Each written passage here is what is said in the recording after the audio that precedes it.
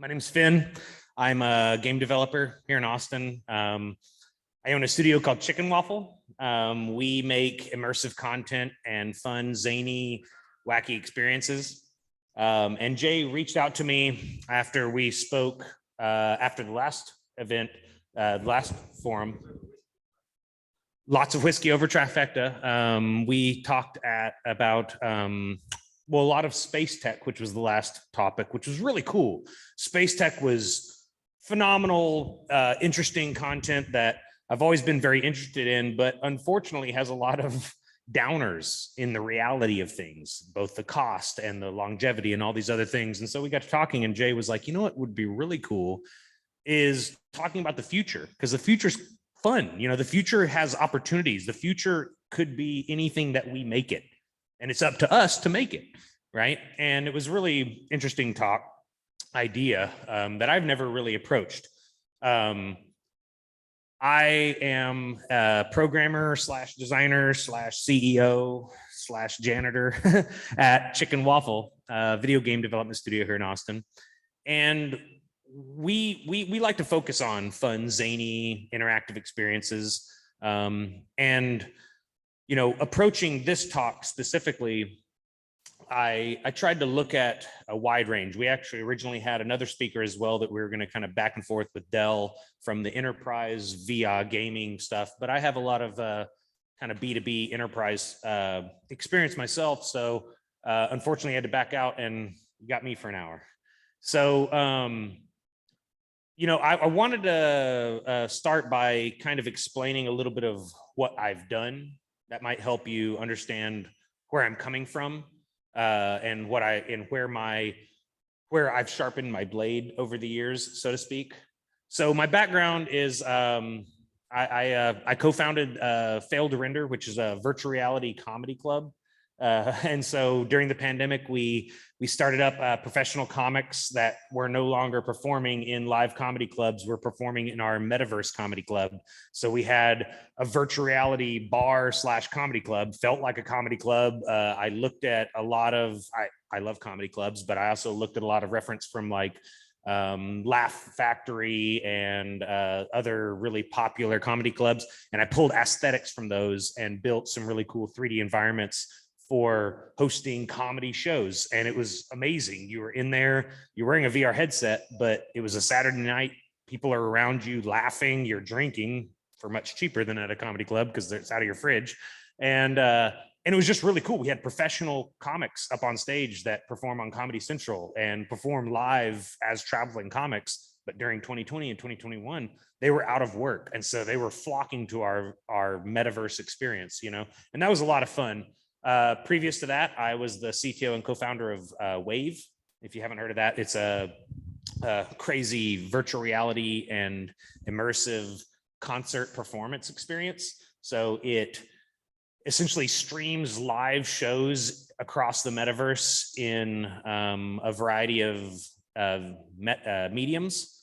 We started off in VR. They've gone into streaming, much like Twitch and other things. Really big shows. The Weeknd, Justin Bieber, Lindsey Sterling was my phenomenal best favorite one. We do full body tracking with particle effects coming off of their avatar. It's phenomenal live shows in the metaverse. And so I exited there to form Chicken Waffle back in January of 2017.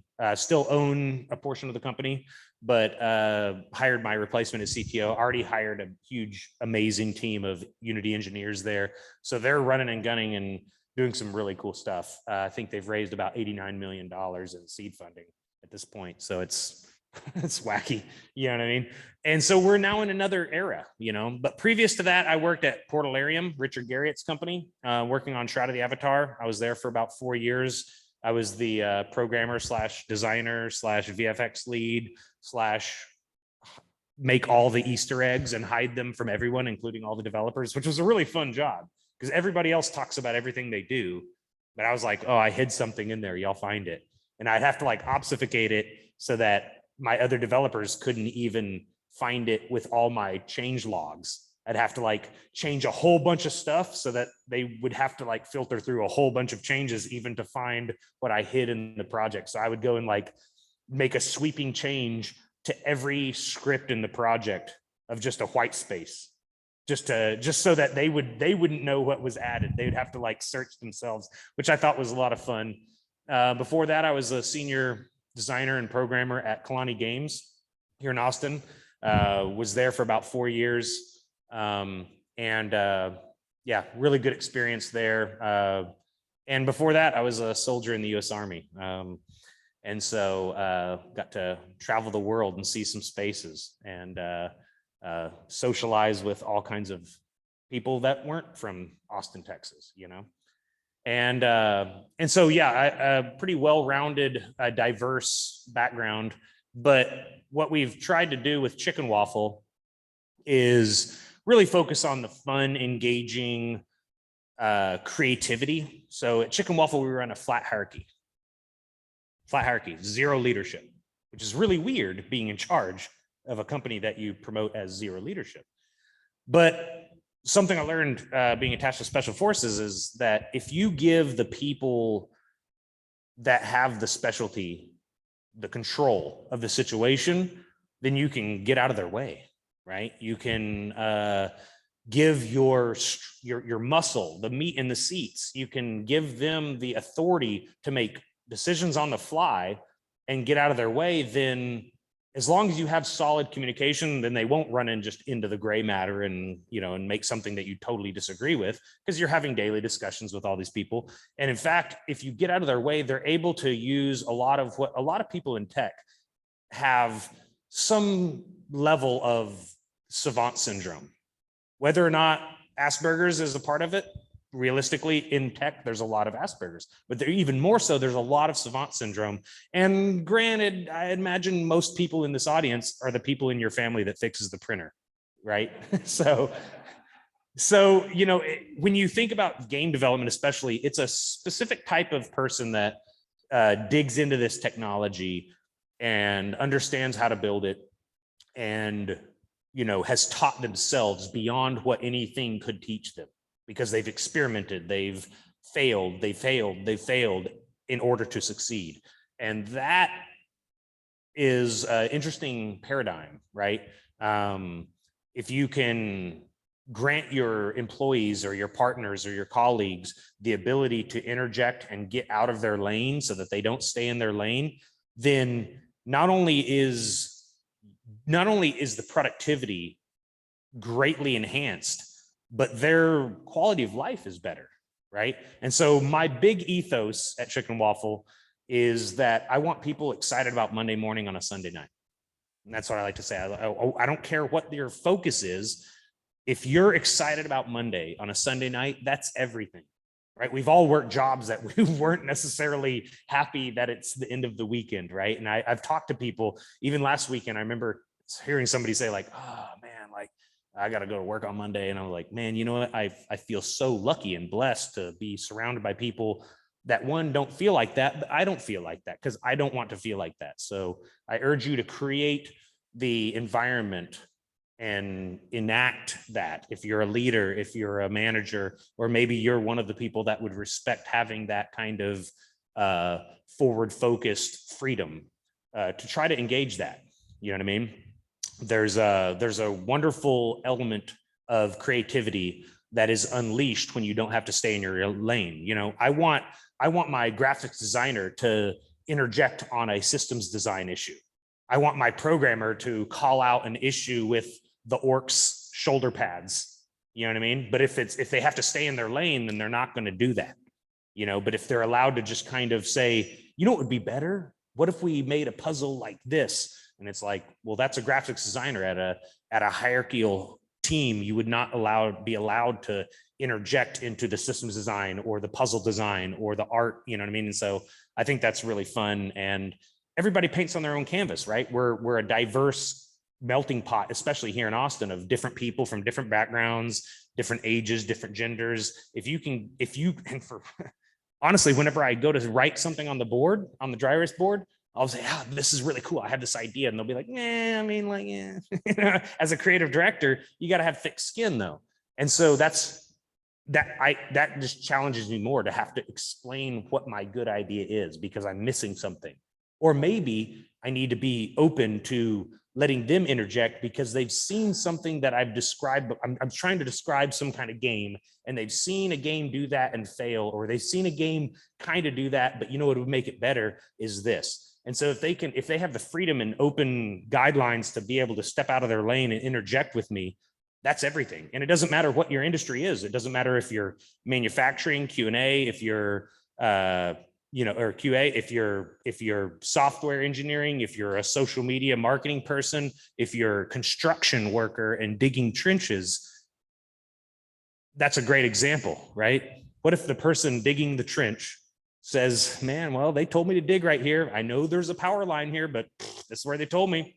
I don't have the ability to step out of my lane and tell them I shouldn't dig here. They're just going to dig right through that power line and then be like, well, you told me, and so it's better to give people the authority. And that's what one of the best elements of like making where you could go better. So whenever you're pitching your idea and whenever you're bringing your idea to somebody, especially if it's somebody underneath you, so to speak, in the hierarchy, instead of telling them what you want them to do, ask them how they think it should get done. So when I reach out to somebody and I say, hey, this is what I want to do, I don't tell them, can you do this? I say, I was thinking about this. How do you think it could be accomplished? Then they'll explain their idea on how it could be accomplished. And I might interject and be like, oh, but I mean like this, or no, maybe like this. And we'll have a dialogue about it. But the end result is it's their idea. And then they're happy about working on it. They're excited about it. And in game development or interactive media or artwork, you're always going to be iterating, whether it be a website, whether it be an interactive game, a VR game, or whatever. You're going to be iterating. Somebody's going to do work and they're going to have to redo their work a little bit. It's just part of the tech industry. You're going to have to redo your work. You're going to find bugs that you didn't expect to be there. And so if you can, instead of telling people, hey, you did it wrong, can you redo this? And they're dreading the next 4 hours of their life at the studio. If instead you can say, hey, Google search such and such, see what is there? Now look what you did. Like, I don't know, like, I'm just thinking like, what would that take? And they're like, oh, well, we could do this and this and this. And you're like, oh, really? Well, that's cool. And now the next 4 hours of their life at the studio is their idea. They own it. It was their idea of what they are going to do to fix it. So they're reworking and it's their path. And it's just the best way to live life, in my opinion. So we have some funny content. I put some videos here to share. So this is a bit of a sizzle reel if we want to play.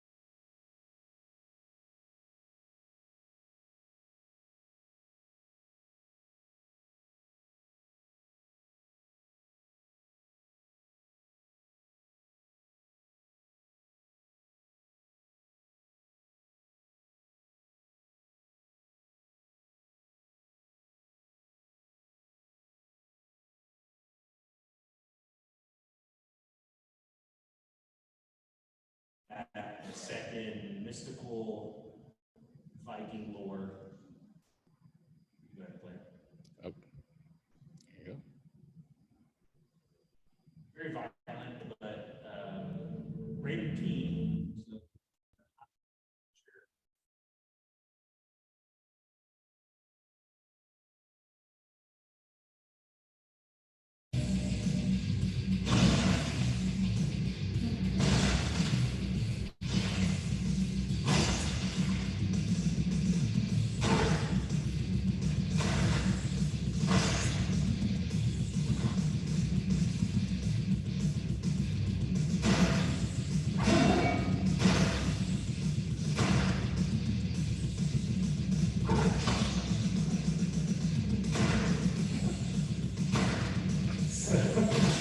So So yeah, so we'll get to talk ultra violence. But I felt nobody really usually has a problem or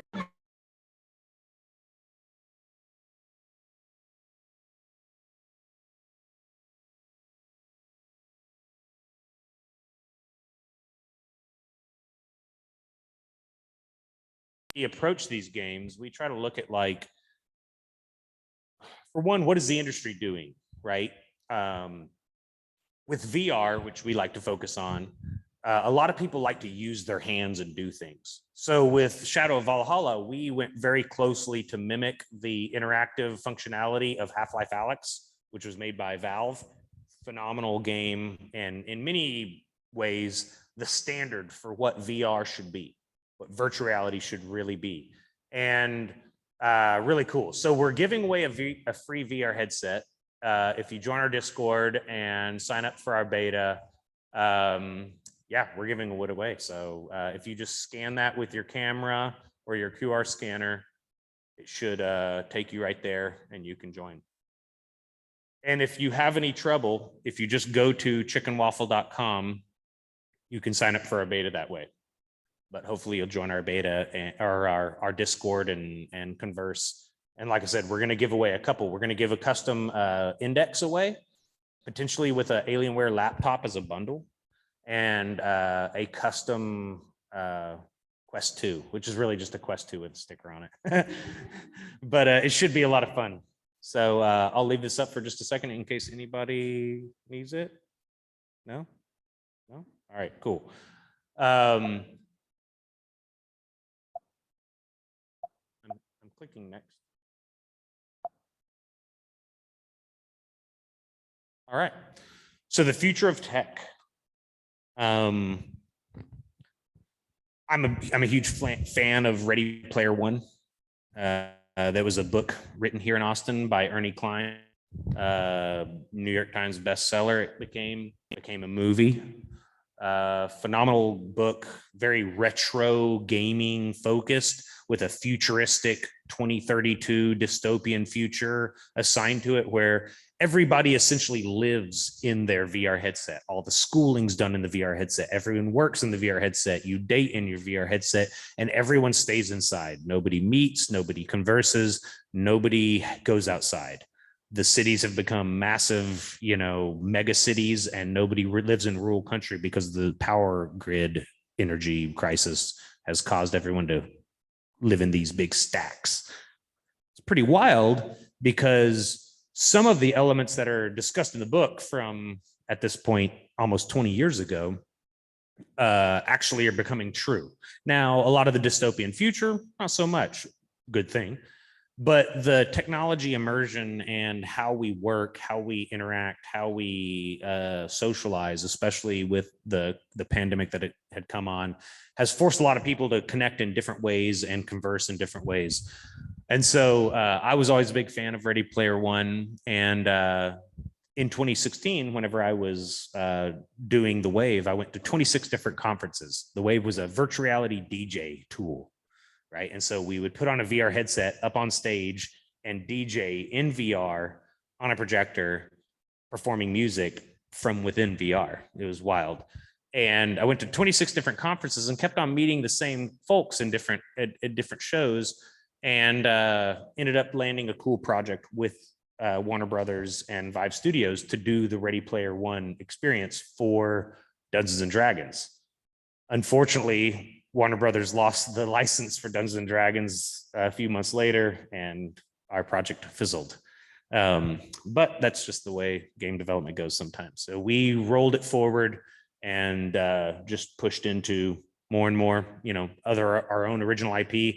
And then now at this time, we've also done a lot of like B2B work for hire content. So we partner with a lot of different companies that are trying to do metaverse experience, trying to do augmented reality apps or augmented reality experiences, or really advanced websites that have web AR or web VR or 3D web immersion and these different things. And so at this point, we've done 79 different work for hire partnerships and a handful of our own original IP, which has been a lot of fun.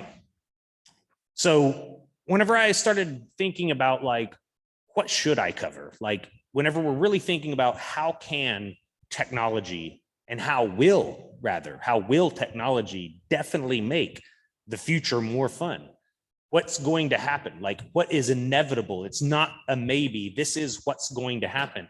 And it's that AR and VR and MR, which stands for mixed reality, is going to continue to proliferate the multiple different industries across the board. And so gaming, entertainment, education, training, the military, all these elements are going to utilize this technology very, very strongly, to the point to being its core technology.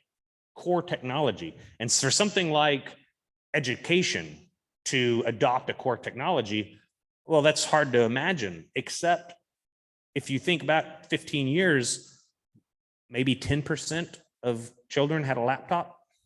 Now there's less than 10% of children in public school that don't have a laptop, that don't have a Chromebook or some type of tablet, that they're responsible for logging into a dashboard, doing these things.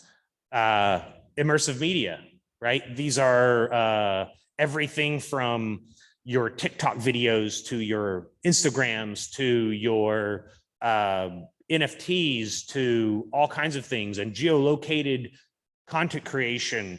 Niantic, that made Pokemon Go, has opened up their framework for anybody just to be able to create a clone of Pokemon Go. You can just, for free, you can clone Pokemon Go, right? With your own idea. Data is really what drives it all. Right? Everybody, whenever Meta changed their name from Facebook and Oculus and killed all the good names and called it Meta, everyone's like, oh man, they're taking over the metaverse. They're trying to take the name metaverse. I'm like, no, man, they don't care about metaverse. They want your metadata. You know what I mean? They want your metadata, because that's what's worth money. The software and the hardware are coming together. Microsoft and all these other, Google and all these technologies are coming together where they're merging software and hardware together, which used to be very separated. Microsoft used to never be a hardware company. That was one of their big sticklers. They're not a hardware company, but they are more and more with the partnerships they've made. Google as well, Sony as well, and then when you mix all that together with machine learning, well, you can start to see where they're trying to create analytical statistical analysis of like where the industry is going to go, so that they can start preparing their tooling and start preparing their shipping plans and start preparing their manufacturing 2 to 3 years before the industry is actually ready for that, because that's how long it takes to ramp up an actual production pipeline for hardware with matching software and have it available across the ocean to these neighboring countries. So as far as gaming, like this is where I live, right? This is my bread and butter. This is the most thing that I'm most focused on. And I love it, right? I love gaming because I've worked in most other sectors. I've welded for a living. I've been a mechanic. I was a soldier, and I did a bunch of other things after I got out while I was in school, just to work. right? I pedicab downtown Austin. One of the first years that pedicabbing became a thing, I was one of those first pedicabbers with actually just a bicycle with a cab bolted to the seat post, which is crazy dangerous when you wreck, you know what I mean? Especially with like 5 people on the back. And when I think about gaming and I wonder like where it's going, it's really interesting because Sony with the PSVR 2, in my opinion, is about to come in and take the big slice of pie, right? They're about to come in like a wrecking ball and totally dominate this industry, which is awesome because that's who we want to dominate the industry, because they have a really great pipeline for producing strong content that allows a lot of gamers to adopt the content, and it allows for the first step towards mass adoption of this next generation of technology. Microsoft and Oculus/Meta, because Oculus is pretty much toast now, I predict, now I don't know this, but what I predict is going to happen from people I know at both organizations and from where I'm working, is that I think what's going to happen is that Microsoft and Meta are going to merge their marketplaces, so that if you think about it, PlayStation is going to have the PSVR 2, right? And it's going to dominate. Well, Microsoft has the Xbox Series S, the Xbox Series X, these really amazing, the last 4 consoles that they've come out with could be VR capable. You could air link a Quest 2 to it if it was so available to do. If you just had it on a router, you could air link and use your VR headset wirelessly to your Microsoft device for the past 2 years. But why don't they? Because there's not really a upsell. Why should they? The mass market adoption has not happened, which is why you don't see Apple in it, which is why you don't see Nintendo in it. Now I put HTC Vive in there because really we owe everything in the VR industry to HTC Vive. They funded the production of Valve's early conceptual designs and shipping. If you got a free VR headset as a developer in 2016 and actually were one of the developers that built the VR industry, all these indies that are actually responsible for the VR industry was built by indies, right? And if you were one of those people, then you got a free headset and you were active, you went to game jams and you were doing stuff, you got a free VR headset from Valve. But Valve didn't pay for it. HTC Vive paid for it. And so HTC is actually responsible for the growth that happened in 2015 and 2016 beyond what the Oculus Kickstarter had happened. The Oculus Kickstarter, granted, is responsible for the buzz to grow. They, Palmer Luckey and Oculus were very responsible for the initial hype of the VR industry, but their hardware quality was lacking and their company had not been acquired by Facebook at this time. And so it took HTC to step in and actually push millions and millions and millions of dollars in loss to grow this industry. And now HTC is basically very focused on enterprise. And in many ways, they have the best enterprise headset available, which is the Focus 3. And then, Apple. Show of hands, who has an Apple device of any type, right? Pretty much 99%. Maybe that's not your phone of choice, but chances are maybe you have an iPad because you use Android, you use this, but I got an iPad, or my kids do, or I have a MacBook because it's really powerful at this, or for whatever reason. What Apple does really good is make sure that everyone buys their stuff. They're really good at that, even whenever it's not very good. Let's be real. The watch sucked for like 5 years, but now it's starting to be kind of cool, but still not what I want. I just want to be able to have like bone resonance in my wrist bone and be able to put my hand up to my ear like that and be able to talk on my phone, because they have that technology. They have it on a Sony, on a Samsung wristwatch, but it doesn't make sense because people won't adopt it yet. Once people will adopt it, they'll come in and just sweep across the board. I'm thinking 2024, maybe 2025, Apple's going to come in and have a mass adoption VR headset. Maybe AR VR headset. We'll see. And then there's Nintendo, the creme de la creme, the best gaming company there is in the world. I'll fight you if you think differently. The Nintendo, what they do is different than any other company that exists in this industry. What they do is when they come out with a new console, they have spent tens and tens of millions of dollars, if not hundreds of millions of dollars on first party content. First party content is the kind of stuff that if you've ever seen when a console comes out, the launch titles that are like, you know, by Sony, by Microsoft, or Halo is a first party content, right?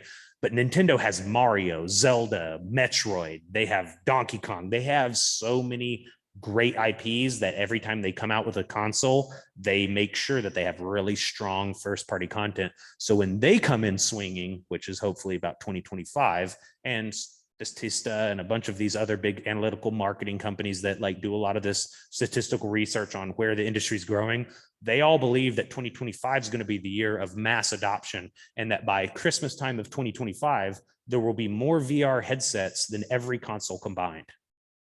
Every console combined. That's about 300 million VR headsets sold in 1 year. Right now, we're not even hopeful to sell 10 this year, million units. 10 would be a great thing if in 2023, if we sell 10 million PSVR 2s, if Sony sells 10 million PSVR 2s, that would be a success in the steps towards mass adoption. They're thinking that 2025, there's going to be 300 million units sold. Look at that hockey stick growth. And it's crazy comparatively to that's not just for gaming. It's not just for gaming. It's for everything. It's for education. Remember, I was just talking about like every kid has a Google Chromebook or a laptop or a tablet that they're doing everything on, that the teachers are doing it with that. Every student is logging into a dashboard. The teachers are managing all their grades on a dashboard and managing all their students' curriculum and doing dashboards. If you rewind not 10 years ago, the only people that use dashboards are web developers. And like enterprise professionals that were managing groups of people maybe used an online dashboard to manipulate data and send it out in group emails and use a dashboard to like do user content generation. And that's rapidly changing.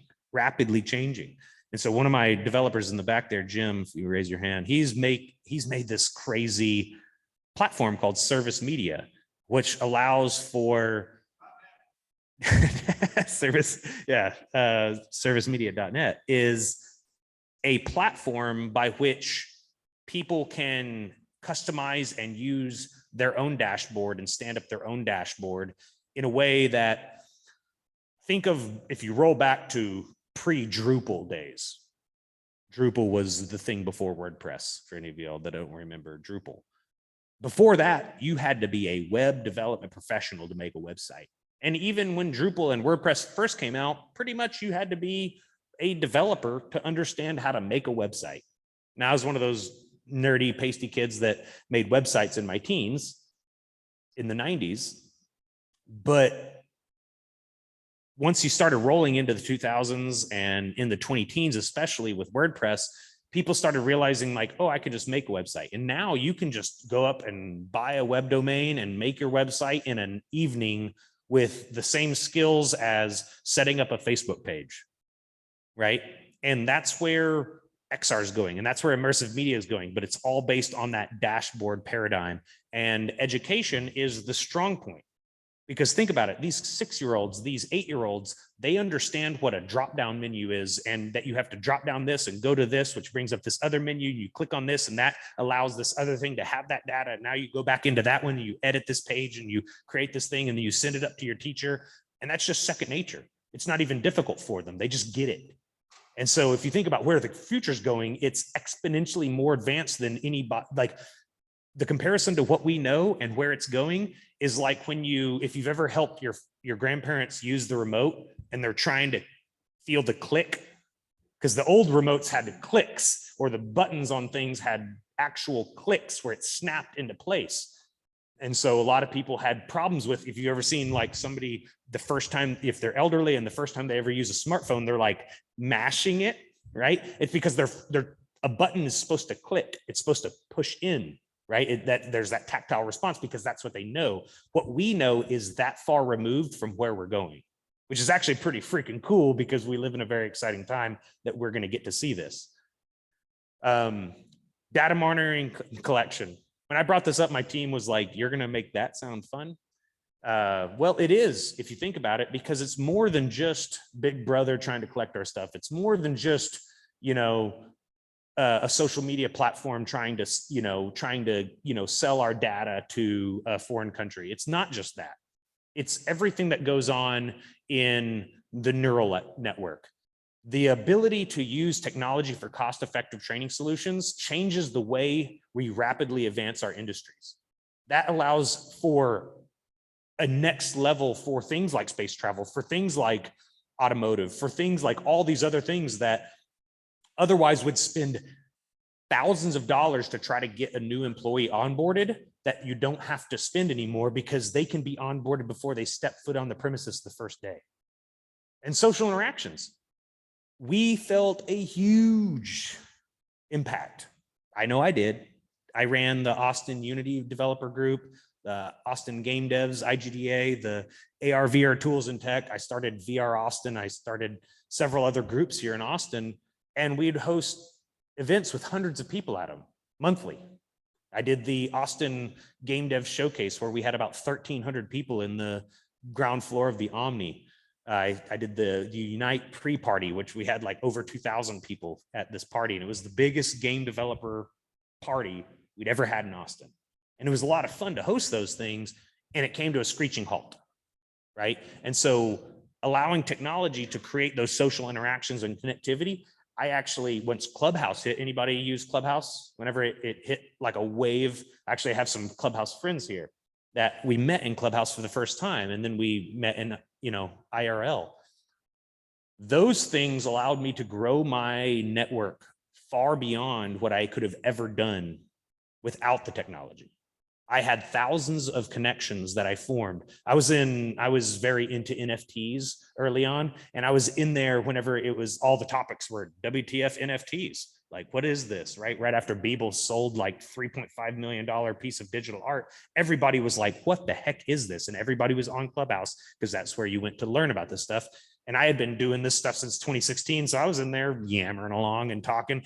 And I was in there talking about like what we could, what the technology is and what this could mean to underprivileged children and teenagers and underprivileged communities. If you're in West Ohio or East Compton or Bangladesh, or you name the underprivileged place, because there's a lot of them in the world, chances are you're not going to get your artwork. I don't care how talented you are, you're not going to be seen in the Met unless you're a privileged white kid living in New York, right? That's real. So I was in there talking about this and like what we could do and what we actually owe the next generation of our community and our group. And our community has now grown worldwide. It's just whoever's in this conversation with me. And there's people from Africa, and there's people from India, and there's people from Taiwan, and there's people from Utah, and there's people from California, all in this room with me. And then all of a sudden, Snoop Dogg chimes in. He's like, oh, Chicken Waffle Dog, I love what you're talking about, man. This is great, man. By the way, I love your logo, man. It's making me think of a food truck, you dig? And I was like, oh, man, it's like, Uncle Snoop, what's up, man? And we got to talk for about 5 minutes with Snoop Dogg, talking about not just what NFT technology can do, but what people with resource like himself could actually do. And so one of the things that I try to really urge on everyone, and I urge you to do this, it's something that I do a lot and I love it. It's really great. It takes very little money, takes very little time, and you can change people's lives by doing it. What I do is I like to go to Half Price Books, because I know certain things about automotive technology and computer technology. That's what I know. I know a lot about art, computer technology, and working on cool old cars, right? But I know a lot about software for like digital, Photoshop, 3ds Max, Blender, Unity, Unreal. These are the tools that I know very well. So I can go into there and I can identify what is relevant and what is legacy. This is no longer useful data. These books are not worth the $5, unfortunately, because they're just old. But these are worth the $5. Holy shit, they're $2. And I can buy a stack of books for $10, $20, and I can go drop it off at the local high school of whichever. And I've done this to probably 20 different local schools. You drop off whatever book that you're specialized in being able to say, this is very valuable, because those teachers are babysitters. They don't have the resources or the applicable trade knowledge to know what's relevant. Now, sometimes they do, but generally they're really good at teaching and managing those little rugrats or hellraisers, teenagers especially, on keeping them in line. They're herding cats. So you as a trade professional can actually say what's relevant, spend very little money, and there's nothing more there's nothing that feels better than when you go to drop those up, because you just walk into the main, if you're wondering how to do it, you just walk into the main office and say, I have some books to donate. And they're like, cool. They'll call the librarian, they'll show up and they'll say, thank you so much. And they'll go and they'll put the little tags on them for the Dewey Decimal System, and they'll be on the shelves for students to check out for free at a public school that otherwise would never have the opportunity to go to Barnes and Noble and buy a $40 book. And so you can change the future of a lot of people's focus by what you know, and only you are the best at what you're the best at. And so I'm the best at what or at least I'm good at what I do. And so I try to focus on those things. I love old Mopar and cool old cars, and I love technology. So those are the things that I focus on. I want people that are interested in being automotive tech to have resources at hand to be able to work with. Maybe I'll hire them someday, right? I need people that are young to have strong trades. And so I feel it's really good and it's very rewarding. So I urge you to do it. Applicable training.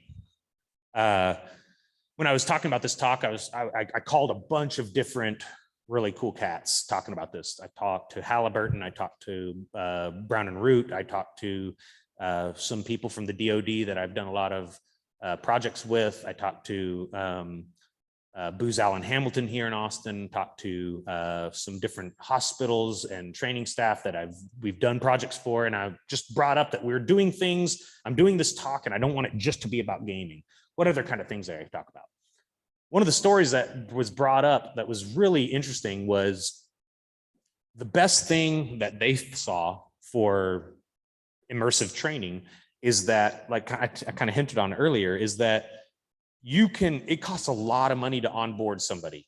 It's one of the most expensive things for us because I'm not sure if this person can actually handle the workload that I need to throw on their plate. It's a lot of work to be a game developer from us, but it's also a lot of work to be a liaison for blah, blah, blah, right? It's a lot of work to be doing the statistical analysis for such and such. It's every job is, I mean, shit, if it was fun, they wouldn't probably call it a job, right? It would be a hobby. And so there's a lot of work, especially in onboarding into these corporations, and virtual reality can allow people to train up and get ready before their day one. Before their day one, they're ready and they know everything about the campus. They know everything about procedures. And when you're dealing with things like safety, well, that's really huge. If you're dealing with like hospitals, then your training staff knows the containment procedures for this biological research facility. If you're dealing with safety for an offshore oil rig, people know where the evacuation point is before they even take the helicopter over to the oil rig. By the time they step off the helicopter, they've already done hours of training that simulates them being on there. If they step right off the helicopter and they hear that siren, they know exactly to run over here, link up to that, and slide the jib line down off of the facility. Or they know where the reference point is. They know all these procedures without having to also have people like walk them around in a group, and hopefully they pay attention and hopefully everyone got it. Were all you listening? Were the two people in the back joking around and smoking weed? I don't know, but chances are they were. And so with VR, you can actually measure that. Were they paying attention? How well were they paying attention? Well, then put them through this interactive experience at the end that actually test their training. And if they don't get it right, then put them through the experience again with a seated experience. So it's not just the same thing again. It's not just watching a video. Anybody ever done a training video where you have to like do the tests afterwards? And you're like, shit, like they asked me this and I didn't get it. And you got to watch that lame ass MP4 all over again. No, what if you went back through the experience and it was procedurally generated to where now it's an interactive experience and it's not even boring. It's just another 15 minutes of doing it. And you actually are that much more prepared to be in a dangerous situation. And a lot of these times, there are really, really dangerous situations that low income people work for chump change with very little training that they got set down in a on a table with a screen, and they watched a 30-minute video, and they were prompted to answer the right questions so that they could pass and they could get to work. Are they ready to be safe? Chances are no, and that's why they get broken legs or severed toes or whatever. And like these kind of experiences can change that for people, and I think that's really awesome. If you want to play this, we've built a lot of social experiences. We did CES in 2021 during the pandemic. We had 6,500 people in our metaverse CES, our virtual reality CES experience, which is pretty fun. We built virtual conference halls and loading wheels. And so this is actually a nightclub where we hosted the after party in. I called it the Brain Dance Nightclub. And we had professional DJs, speaker halls. We gave awards away. And it was a lot of fun. We had engaged real people from around the world attending CES in 2021. 6,500 people attended our virtual conference, and we had multiple days of speakers. We did all the 3D art. We hosted all the content. We put it up on AltSpace that's owned by Microsoft, and they did all the server stuff. And we're a preferred partner for Microsoft. So we have access to a lot of like premium services on their server framework. So we're allowed to basically set up these really big, larger than life experiences that are, all you have to do, by the way, if you're wanting to do that, is just reach out to Microsoft and say, I'm planning this thing. I need server allotment, right? Oh, it's going to have a lot of people. I don't want it to crash. And then they're just going to throw the and it's all free, because what they're trying to do is they're trying to validate their Azure framework, which is Azure is basically their version of AWS. And they want to show that it's by far the most stable framework. So next week, actually, starting on Saturday, is the Metaverse Safety Week, which Chicken Waffle has built all the virtual experiences for. So if you're available, it's free. It's focused. There's 5 days. I think I forget how many talks, but a lot of talks, a lot of panels focused on digital safety, data rights, really cool stuff. Last year was phenomenal. It was their pilot year, and we did it there. And then what we did is we built a virtual Taj Mahal garden. So the lobby is the garden in front of the Taj Mahal, and there's a beautiful Taj Mahal and birds, butterflies, and crazy shit all over the place. It's great. And then in the dome of the Taj Mahal, you teleport in, and that's where all the speakers halls are. It's beautiful, and it's a lot of fun, and I hope to see you there. Like I said, it's free, and it's just something to like play while, and they also are going to just be streaming it via video. So if you don't want to like jump in VR, you can also jump on a Mac or a PC without VR, because they have like a 2D component for AltSpace that if you haven't used that yet, you can set it up and run around just like a normal video game. But they're also just going to stream it. So if you just want to go to if you just go to metaversesafetyweek.org, jump in. It's going to be really cool. I'm running tech for the whole event, and should be really cool. Immersive media, right?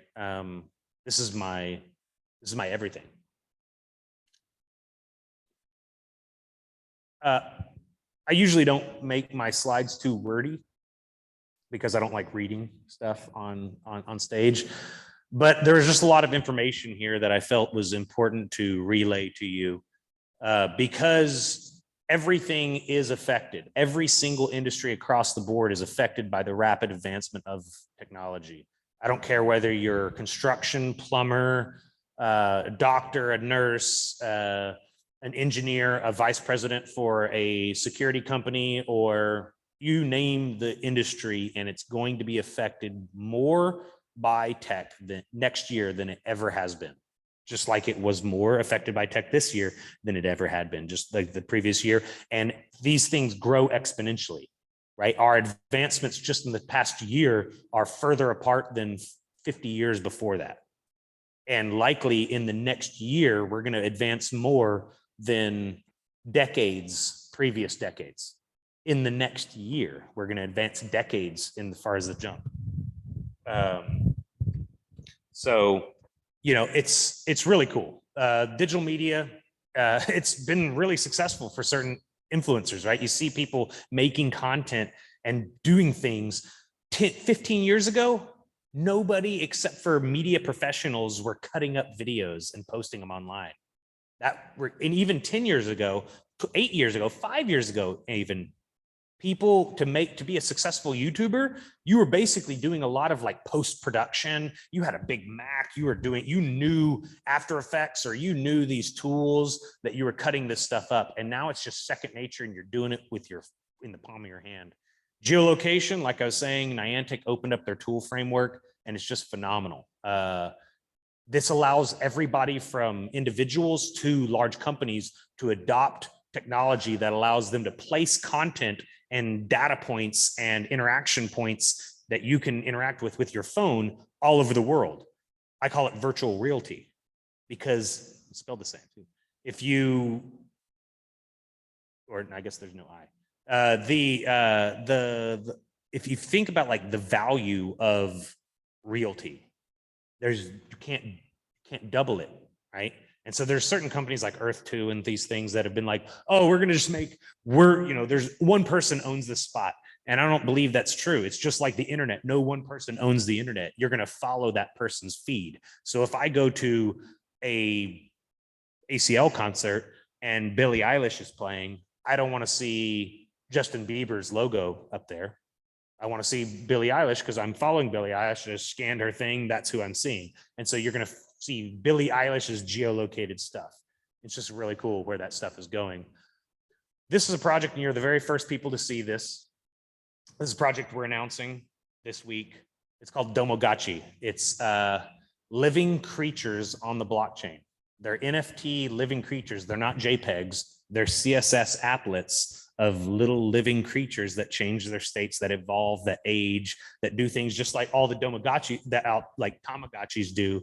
But yeah, really wild stuff. We made a living creature on the blockchain, and the whitelist is available to sign up now. If you go to domogotchi.com, you can you'll be one of the first people to get a living blockchain creature, which is fun.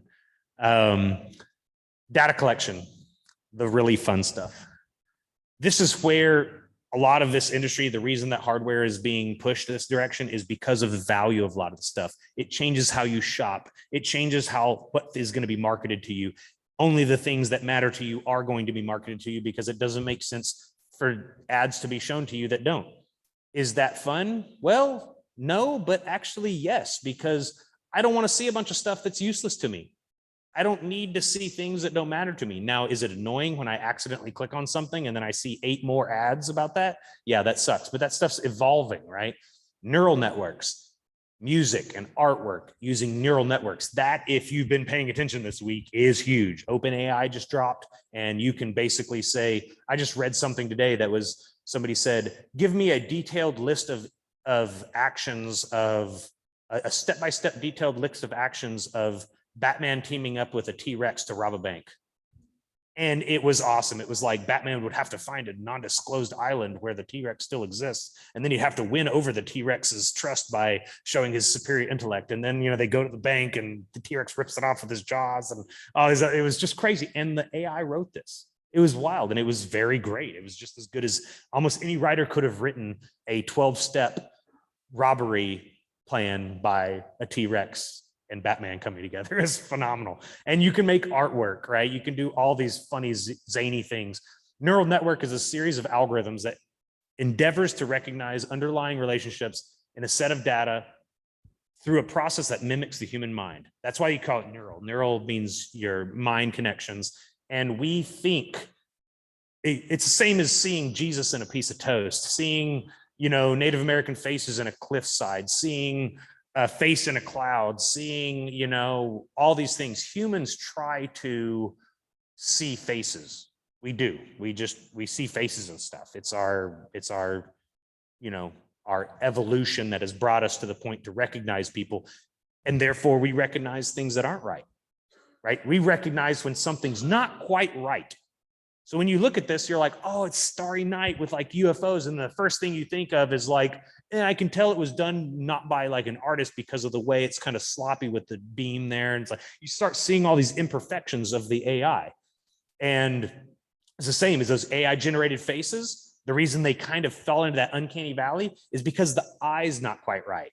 The little notch next to the eye, the little wrinkle next to the nose, those things matter to us more than you know. So whenever you see a 3D anime character, some people might kind of think that's attractive, but the general consensus is that 3D objects aren't as attractive as real people.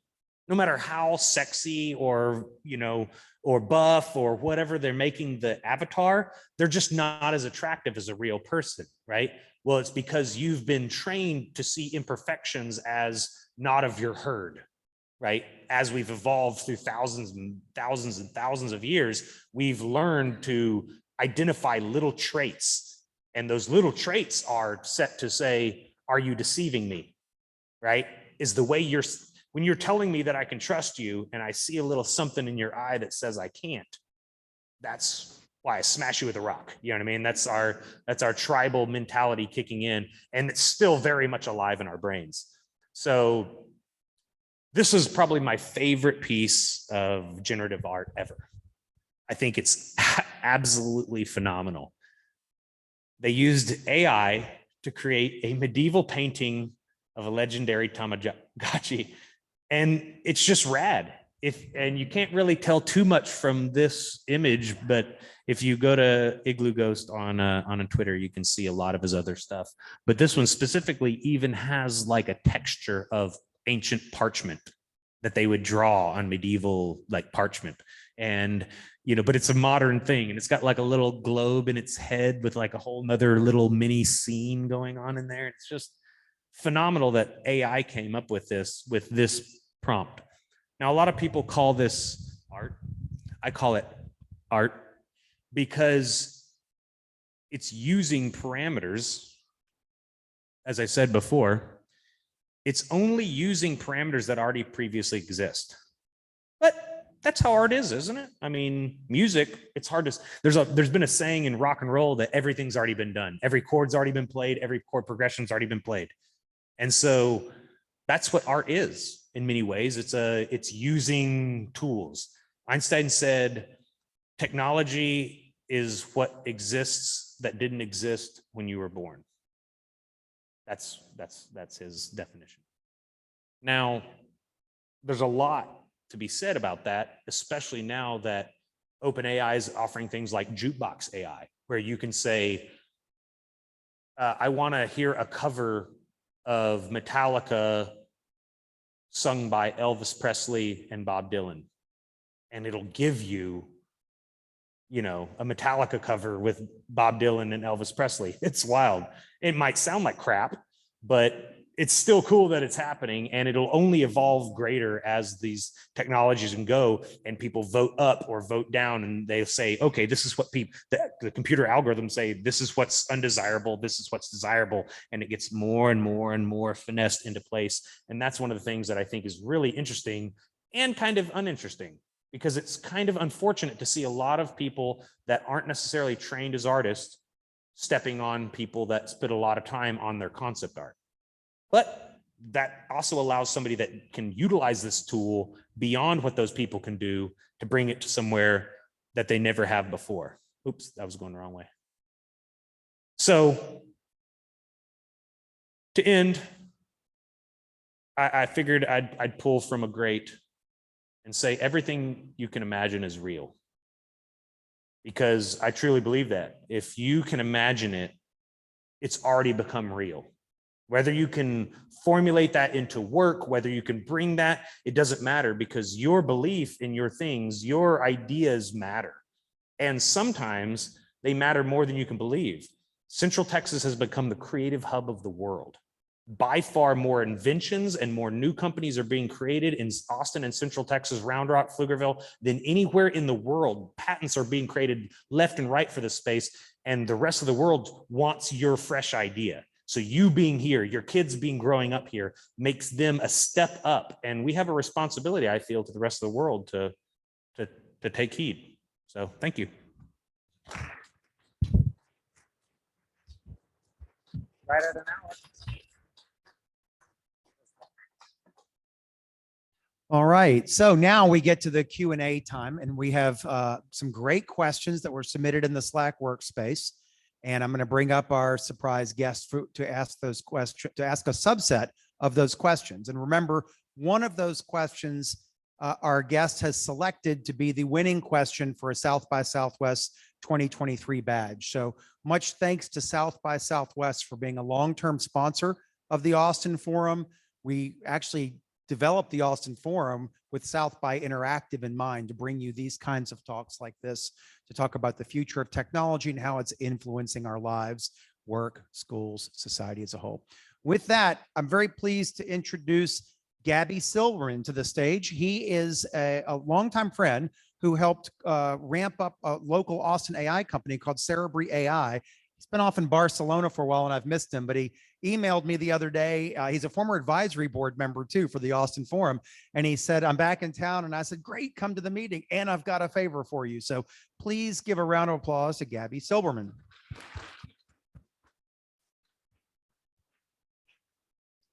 Thanks, Jay.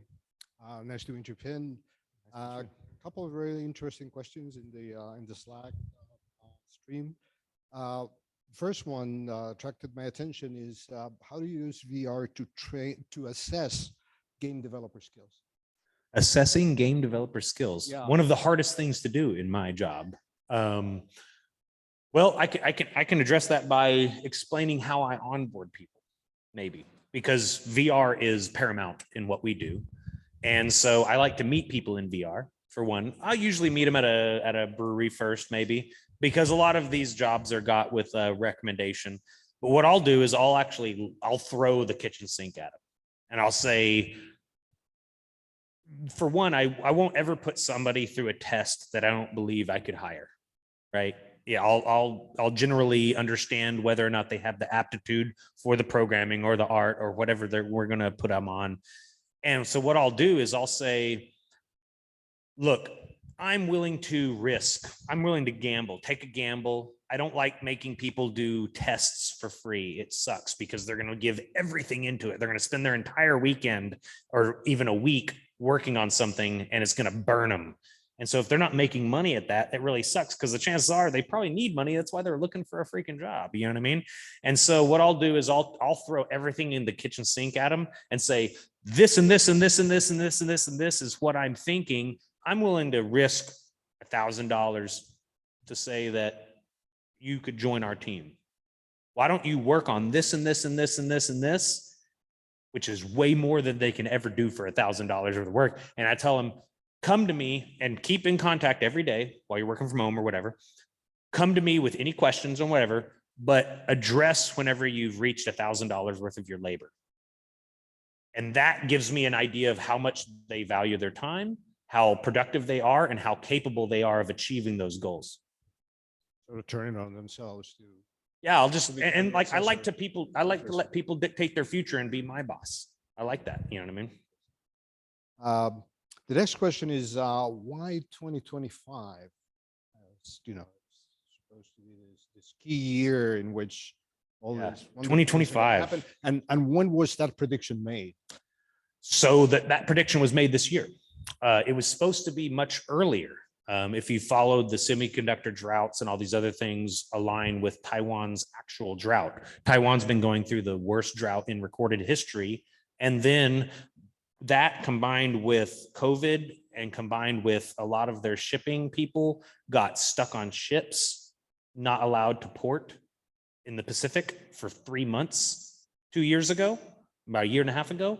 They returned to Taiwan and returned to the Philippines and returned to these Pacific islands, and they quit and they scrapped the ships. They didn't just quit, they scrapped the ships of their steel. So the entire shipping industry got gutted. And then the people in Taiwan were starving or not just starving, but dying of thirst. And so they drilled holes in all their semiconductor water plants and drained the water for the villages around. And so not only did everyone quit the factories, but they ruined all the equipment. So there's a huge drought, and it would otherwise have been actually probably about 2023 Christmas. Interesting story. Kind of a bummer, not so, but the future is bright. Yeah, where are we going to drill the next holes to get the next water? A lot of that stuff has been moved to India, and a lot of it's been moved to the US.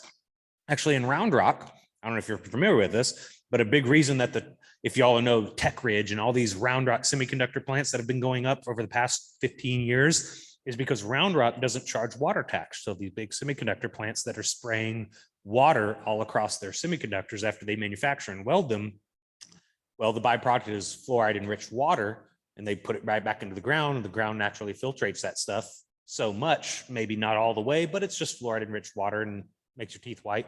But that's the reason that a lot of this manufacturing has actually been moved to North Austin. Yeah. As I'm sure you're familiar with. Eat veggies from Round Rock, right? Yeah, right. Well, I mean, it's fluoride, so it's not super toxic. It's just a little. tastes like pool water. Okay. Another interesting question is, how can you improve the safety of VR players? I mean, they're moving around, they're trashing about. Safety of VR players. Yeah, it's important. I one time I stepped past one of my developers. He's a tiny little skinny guy. And I went to step around him just as he turned and threw something in VR with a Vive controller and smacked me right in the mouth, busted my lip open. And I fell down, knocked his computer over. And he was like, oh man. And I'm not a small individual or somebody you want to necessarily punch in the face. And I laughed it off, but he was like, that's from that point on, they were like, oh man, don't mess with him. He'll just he knocked out him. You know what I mean? So what we try to do is we try to build things, especially with Shadow of Valhalla. It's a swinging game. So we tried to create these elements to create UX that pops up or different things that and Sony's actually, if you go to develop a game for Sony PlayStation, they have a guideline for how to message the player about all these things, because it's made to be played in the living room, and you've seen all the videos of people smashing their TVs and stuff. So Sony's done a really good job at creating guidelines by which developers have to follow to get their games on their platform. So if there's more of that yearning to know some of those things, I would recommend looking at Sony's guidelines for VR safety, because they're the best ones that have the documented guidelines. You don't think a reform of the penal code is necessary at this point? I mean, the thing is that VR is only what's available now. What's on the horizon, and I only kind of tiptoed on it, is augmented reality and mixed reality. That is going to come everywhere. Imagine once I'm wearing VR headset and our AR headset, you're wearing an AR headset, we go to the mixer environment, and I look over and I'm like, I'm just looking at all your LinkedIns by just looking at you. I just see all of your little LinkedIn tags, just like going up to a conference and I look at your little tag and I'm going, oh, you're at such and such, or you're a programmer. That's cool. But no, not only can I see your little tag, but I can scroll through your past work experience. I can link up with you. I can maybe at a mixer and I'm like, hey, she's single, maybe that's what people are doing. And that changes the flow. It gives you the opportunity of raising that red flag like a taxi cab and saying, hey, I'm available to come and talk to for this reason. And that changes the way we communicate in a group physical setting. Okay. Next one is energy budgeting. I mean, back in the day with Second Life, I think there was an estimate that your avatar in Second Life consumed, I don't remember what the X was, but it was a factor of 10 or 15 of what you as a human being consumed in terms of resources in this. I remember that. Yeah. As a MMO developer, I can say that was not even near true, because if you've ever used an air conditioner or window unit or your dryer, you use way more than a computer. So the energy consumption of humans is astronomically huger than our avatar would use. But it is something to be important. And not only is it important from just, an ecological study of we're reaching an energy crisis, how do we maintain this? But that shit's costly. Server calls and transactions, that stuff you have to build with efficiency in mind, because if you don't, there's a laundry list of games that have come out and then yanked off the market because after month one, hey, 50,000 people are playing my game. And then the next month you receive your server bill and you didn't realize that you didn't program that shit very efficiently. And it is expensive. You got a $50,000 server bill and each one of your players is costing you $1,000. Well, they gave you $20 for the game. You know what I mean? So you're kind of SOL at that point. All right. And the last one, my favorite one, comes from Steve Grant. He says, when are we going to get rid of the heavy headsets? Rid of the headsets. Yeah, implants. Nice. I or, love that. I don't know. I what love the that solution too. Right. I mean, I can't wait for the implant. I just don't want that Windows 2000 version of the implant. You know what I mean? Like, I don't want that Windows ME like glitching out. You know, people are sending me some Rick rolls of different things. You know, I don't think that's coming anytime soon, and I don't think that's where we'll use it. I think just like most adoption of technology, we will be adopting technology based on utility. Now, entertainment is great, but it only takes you so far, right? The internet was not driven by entertainment. It wasn't driven by people's MySpace pages. Mass adoption past that, sure.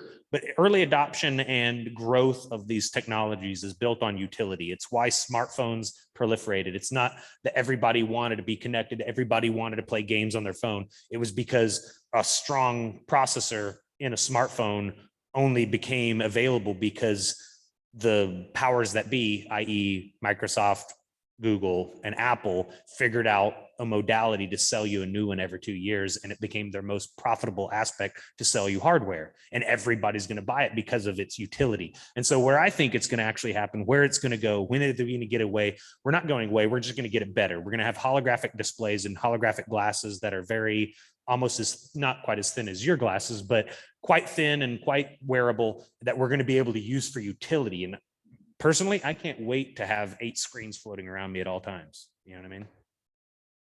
true software developer, right? Yeah, I'm a nerd. So. I don't know, maybe take one more question from the room or we're done. We can take one live from the room. We've got time for one more. Anyone in the room have a new question? One over here. And we'll repeat it for the online audience. So if you can shout it out.